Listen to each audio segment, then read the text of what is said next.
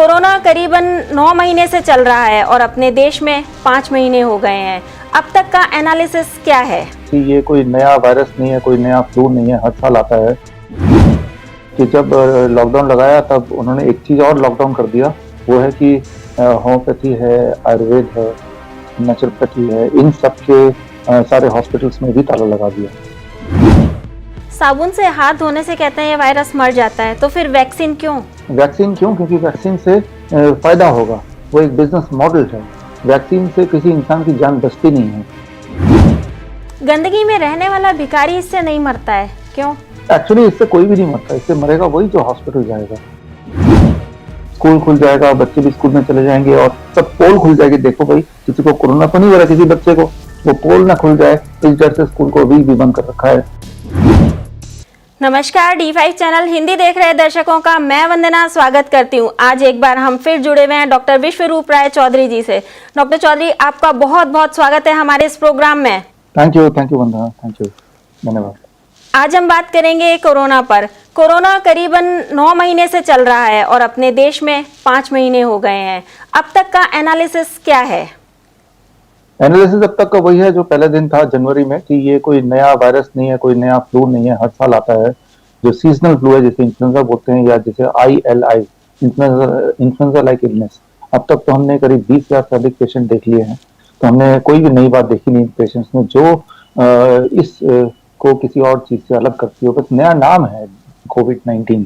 Otherwise आज का तारीख 27 अगस्त 2020, 27 अगस्त 2019 में जो स्थिति थी वही स्थिति आज है, उससे थोड़ा भी इधर उधर नहीं। शुरू में राजस्थान सरकार ने गिलोय, तुलसी, अश्वगंधा के काढ़े पिलाए। सेंटर की मिनिस्ट्री ने इसका मजाक बनाया। यहाँ तक कि बाबा रामदेव की कोरोनिल भी विवादों में लाई गई। फिर बाद में उसे इम्यूनिटी बूस्टर का नाम दिया गया आयुष मंत्रालय की तरफ से। तो क्या मोदी जी को यह पहले पता नहीं था? उनको पता होगा, एज ए प्राइम मिनिस्टर को पता होना चाहिए। और देख के तो ये लगता है, आप अगर ध्यान से देखें कि जब लॉकडाउन लगाया तब उन्होंने एक चीज और लॉकडाउन कर दिया, वो है कि होम्योपैथी है, आयुर्वेद है, नेचुरोपैथी है, इन सब के सारे हॉस्पिटल्स में भी ताला लगा दिया। जब महामारी आई है तो ये हॉस्पिटल में ताला लगाना चाहिए कि इनके दरवाजे खुल देने चाहिए। और जितने बड़े बड़े आयुर्वेदाचार्य हैं उनको छुट्टी दे दी गई। उनको खास तौर पे इंस्ट्रक्शन थे कि कोई भी कोविड के पेशेंट के आसपास भी ना जाएं। ठीक करने की बात तो दूर है। उस वक्त भी और आज भी एलोपैथी के पास कोई मेडिसिन नहीं है, ये हमें पता है। जब मेडिसिन किसी के पास भी नहीं है तो भारत में जितने सारे पैथी हैं उन सारे पैथी को बंद करके सिर्फ एक ही पैथी को ओपन रखना और ताबड़तोड़ उल्टा सीधा कभी HIV की दवाई और कभी इबोला की दवाई, कभी मलेरिया की दवाई, हर तरह की दवाई, कभी ट्यूबरकुलोसिस के वैक्सीन, उल्टा सीधा कुछ भी दे देना, तो ये तो एक षड्यंत्र ही है हमारे और हमारे देशवासियों के खिलाफ।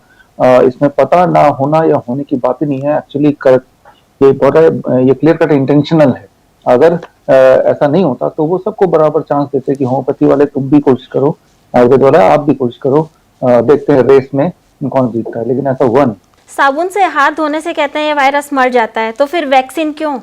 देखिए, वैक्सीन क्यों? क्योंकि वैक्सीन से फायदा होगा, वो एक बिजनेस मॉडल है। वैक्सीन से किसी इंसान की जान बचती नहीं है। अब देखिए, नोवेल कोरोना वायरस एक इन्फ्लुएंजा वायरस है।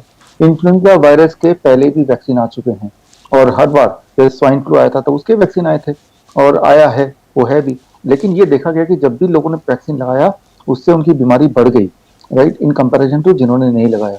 तो ये पहले से ही एस्टैब्लिश हो चुका है।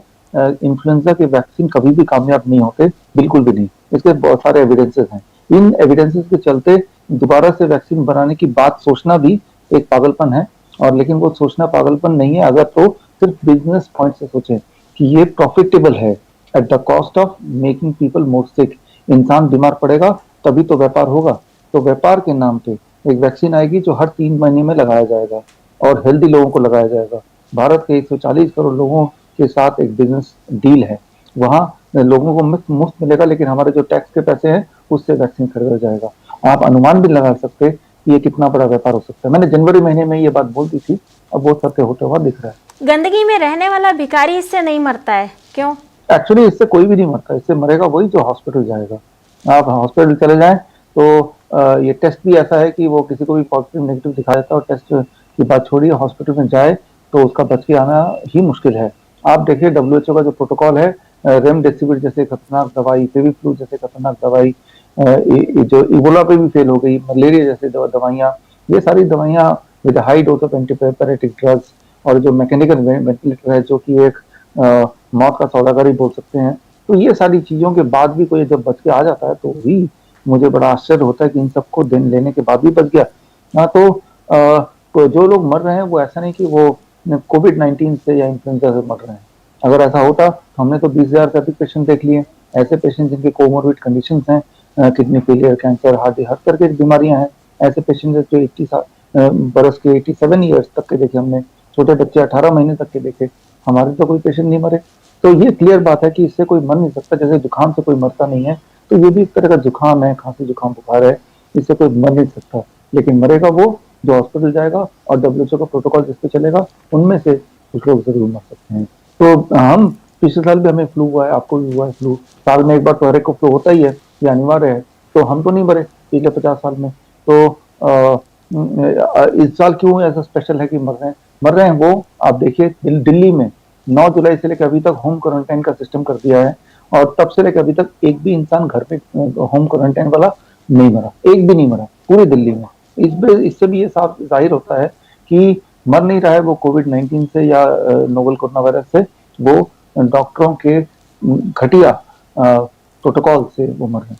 चीन में क्यों खत्म हो गया ये वायरस? क्या वहाँ पे टेस्ट बंद कर दिए गए, या दिन में 2-4 कप वहाँ की चाय जो होती है या वहाँ के जो काढ़े होते हैं उनसे उनको ठीक कर लिया गया? अब वहाँ से कोई भी खबरें नहीं आती हैं।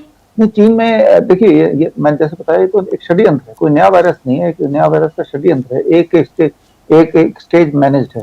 चीन ने, जैसे हम फिल्म देखने जाते हैं तो फिल्म जो देखते हैं वो सत्य नहीं होता। उसमें एक हीरो आता है, हीरोइन आती है, ट्रेजेडी होता है, कॉमेडी होती है, सारी चीजें होती हैं। लेकिन जब हम फिल्म देखते हैं तो हम कुछ देर के लिए खो जाते हैं, हमें लगता है कि यही सत्य है। ठीक उसी तरह से जनवरी महीने में जो आपने वुहान का देखा, वो एक फिल्म थी, वो एक फिल्म दुनिया को दिखाई गई, एक्चुअली वो भारत को दिखाई गई, और उसको हम देख के उसे सत्य मानने लगे, जबकि वो सत्य है नहीं। राइट।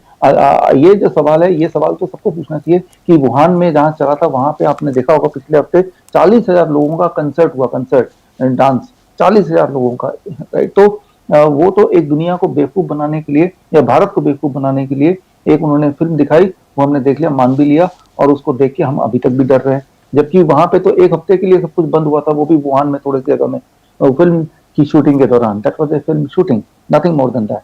जी, स्कूल कॉलेज चल रहे हैं और अब यहाँ पर जो है जेईटी नीट की परीक्षाएं रद्द हो रही हैं, बाहर दुनिया भर में चल रहे हैं। दुनिया में हर जगह स्कूल खुल चुके हैं।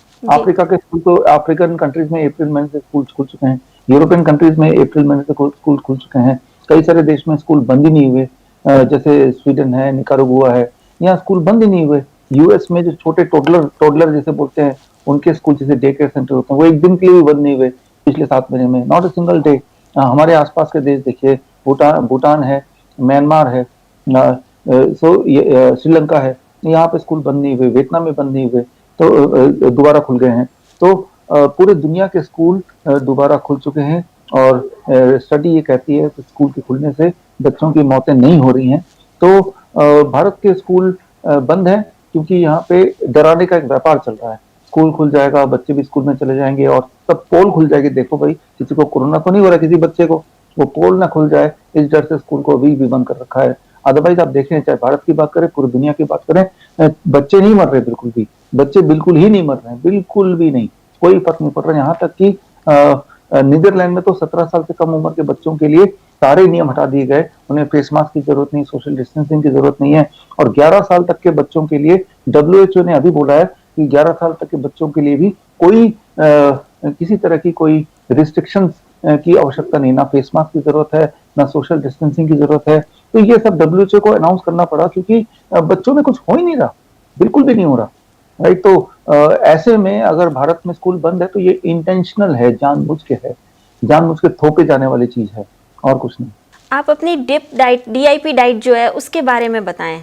DIP डाइट जो है वो तो डाइट है अपने लाइफस्टाइल डिजीज को ठीक करने के लिए, चाहे वो डायबिटीज है, हार्ट डिजीज है, किडनी फेलियर है, कैंसर है।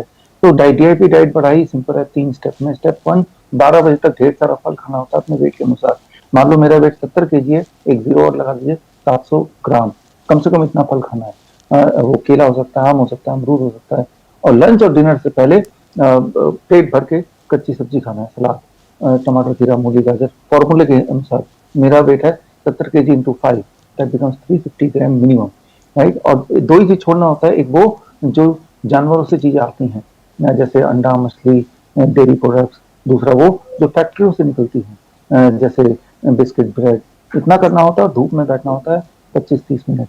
इतना अगर करेंगे तो ब्लड शुगर आपका जो है वो धीरे धीरे ड्रॉप होगा, दवाइयाँ छोड़नी मजबूरी हो जाएगी, ब्लड प्रेशर धीरे धीरे कम होगा, दवाई उसकी भी छोड़नी पड़ेंगी 1 हफ्ते के अंदर, तो क्रिएटिनिन लेवल धीरे धीरे रिड्यूस होगा। तो हीमोग्लोबिन थोड़ा थोड़ा बढ़ेगा जिनका कम है, जो लोग मोटे हैं वो पतले होने लगेंगे। ये सारे बदलाव आप 1 महीने के अंदर देखेंगे।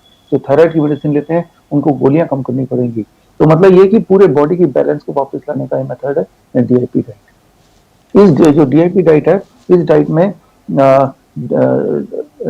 दिसंबर महीना 2018 में all India institute of Ayurveda, जो कि आयुष मंत्रालय के अंदर है, अंडर पूरे देश का सबसे बड़ा इंस्टीट्यूशन आयुर्वेदा का, उन्होंने डीआईपी डाइट पे क्लिनिकल ट्रायल किया गवर्नमेंट के वेबसाइट में रजिस्टर करके, जो ऑफिशियल तरीके से।